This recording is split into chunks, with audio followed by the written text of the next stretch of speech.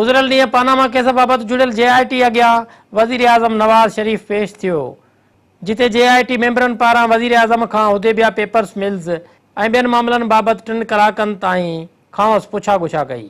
वज़ीर आज़म JIT ॾाढो सख़्तु मौक़िफ़ अख़्तियार कयो, पर JIT जे मैंडेट खे चैलेंज न कयो। गुज़िरियल ॾींहं जी मीडियाई रिपोर्टुनि मूजिबि वज़ीर आज़म JIT आॾे पेश थी चयो त हू आइन ऐं कानून जी पासदारी लाइ आयो आहे। JIT में पेश थियण खां पोइ जुडिशियल अकेडमीअ ॿाहिरां मीडिया सां ॻाल्हाईंदे वज़ीर आज़म जो चवणु हो त शरीफ़ ख़ानदान जो एहतसाब संदन ॼमण खां बि अॻु खां थी रहियो आहे। मेरे एहतसाब का सिलसिला मेरी पैदाइश से भी पहले 1936 से शुरू हुआ है और मेरी आइंदा नस्लों तक फैला हुआ है। कोई ऐसा खानदान इस मुल्क में ऐसा बेरहमाना एहतसाब हुआ हो? मैं वाज़े कर दूं कि अब हम तारीख का पहिया पीछे की तरफ नहीं मोड़ने देंगे।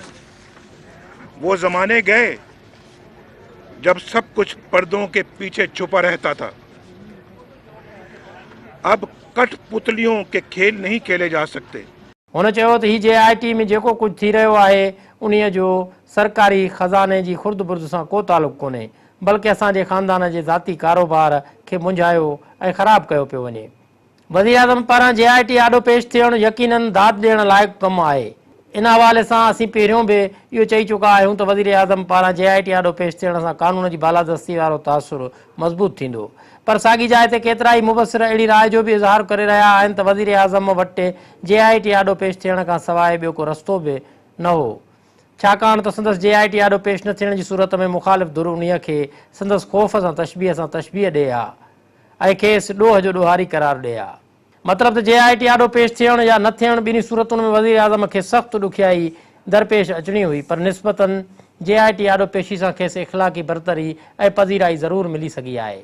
जेका मुल्क जा कानून पसंद शहरी अॼु संदसि JIT आॾो पेश पवण ते खेसि दाद ॾेई रहिया आहिनि, पर उन सां गॾोगॾु ई जेकी हालतूं ॾिसिजी रहियूं आहिनि, जिन में हिकु पासे नून लीग जी मीडियाई ब्रिगेड जहिड़ी रीति JIT ते तनक़ीद करे रही आहे, उहा क़तई तौर ते कानून जी बालादस्ती वारे मौक़िफ़ सां भेट नथी खाए।